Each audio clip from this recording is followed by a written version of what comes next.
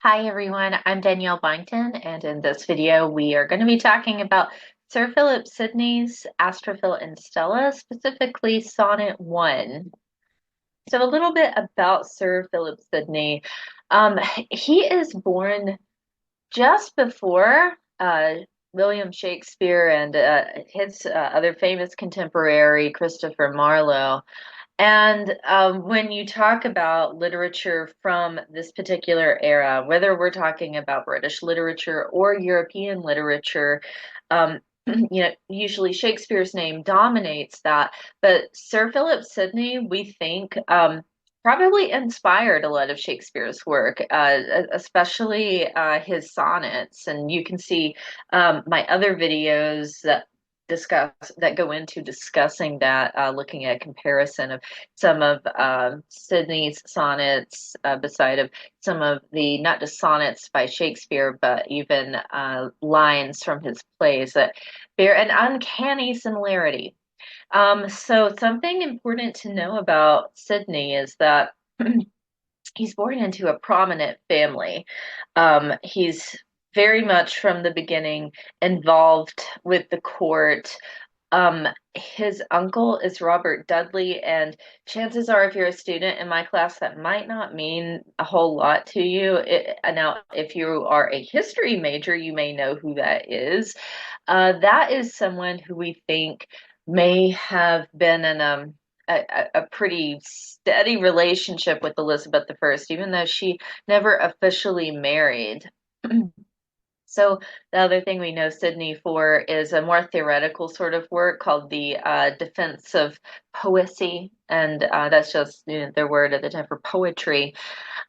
This is it's an argument about what poetry is supposed to do, what it's supposed to be like, that it is supposed to be a sort of aesthetic rapture, like takes you all the way to the edge of your feelings. So um, Sir Philip Sidney dies in battle, a battle in Spain. He actually is taken back up a little bit towards the north to the Netherlands, where he finally dies after 26 days suffering from gangrene, after being shot in the thigh. And it's this whole like heroic legend about that process happening that he didn't have to give his armor to a comrade, but he felt like it was only fair because this other guy had hardly no armor at all. So he gave his thigh armor to a comrade. And even while he was on his deathbed dying for those 26 days, so he not only writes a poem to be, or a song to be sang by his deathbed at his funeral, but he also gives up. It's a battle, right? So they're on a whole lot of supplies. There's not an abundance of food and water. He gives up his own water to someone else who he saw was struggling more than he was. So he seems like this like just super nice all around great guy and that sort of legend. So there's this other aspect of his personal life that is also quite fascinating, and we think this is how we end up with the text Astrophil and Stella.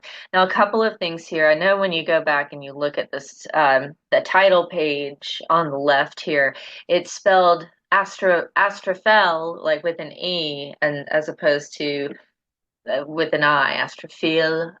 So like an astrophile. You can, if you are a file, it means you're like passionate about something, obsessed with something, a lover of something. And it was originally spelled with the E, like you see on that title page on from the first slide. But a lot of people, after some reprints, a lot of people began to just spell it with the I because it's more like linguistically correct for the meaning of it, that it means a lover of something. And if you know what the file, to be a file of something, like a bibliophile, someone who loves books. So we have Astrophil and Stella. So if it's an astrophile, it means that a lover of the stars, of space. and Stella is a star. So basically, this is called the star lover. That means the object of his affection, this Penelope Rich, is the star. When you think about what that means, it's like you're down here on Earth looking up, admiring this glittering, twinkling star, and it's so beautiful. And you could just write all these poems about it, but it's out of reach, it's intangible. And that's pretty much what the situation was with his love life regarding this Penelope Rich, whom it is believed is the person who inspired this collection of sonnets, that these are written about her. So the story goes that so like I said, his family is very prominent, involved in the court. By the age of 18, he's already doing some kind of bureaucratic matters for the court in Europe and such. And at one point, when he came back to England, he met Penelope Rich, who was considered kind of young at the time, like too young to be married necessarily. But her father also liked Sir Philip Sidney, and he betrothed his daughter to him, that at a certain age they would be married. And so Sidney is off again doing these bureaucratic matters. He comes back thinking he's about to marry Penelope, and he discovers that because her father died, the betrothal was relinquished, and she has been married to someone else. And it's believed that because of the nature of the sonnets, he's egregiously heartbroken. And so these are all about her. He wants her to know how much he really was in love with her, but they can never be together. It would obviously be inappropriate because she is married. So back in that sort of medieval literature sense, this is it bears some similarities to courtly love, the emotional affair sort of stuff, where they can never actually physically be together. And we are just looking at the first sonnet in that collection, in this video anyways. So I'm going to walk you through this line by line. Loving in truth and fain in verse my love to show, that she, dear she, might take some pleasure of my pain. All that is saying in those two lines is that, like, because I truly love her, I feign in verse. I want to show her with poetry how much I love her. And maybe this poetry, this art that I make about her because she's my muse, she might take some pleasure from that. Then moving on, pleasure might cause her read. So the pleasure of this might cause her to read the sonnets. Reading them might make her know, might make her understand just how deeply he is in love with her. And when she knows that, then she might have pity. Knowledge might pity win, and pity grace obtain. So even though they can't be together, he just wants her graces, maybe her appreciation, her understanding. I sought fit words to paint the blackest face of woe. So that use of the blackest face of woe, has nothing to do with race in this case. So this is written, and we think that these were written in about 1582. So the use of black in referring to skin color or race, that doesn't come along for another 100 or 200 years, a commonality of that. Now, when you see blackest face of woe in this line, where you talk about someone being black in nature during this time period, it's talking about their a type of melancholy, their view of emotion. So they believed that there were these sorts of quote unquote humors and fluids in the bodies, and that they were these certain colors. and black pertaining to sadness, depression, melancholy. So he says, I saw it fit words to paint the blackest face of woe. So he's looking for the right way to say, here's how emo I am. Here's how sad I am.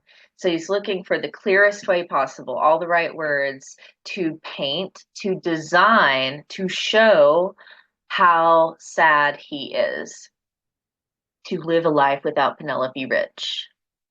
So moving on, studying inventions fine, her wits to entertain, oft turning others' leaves to see if thence would flow some fresh and fruitful showers upon my sunburned brain.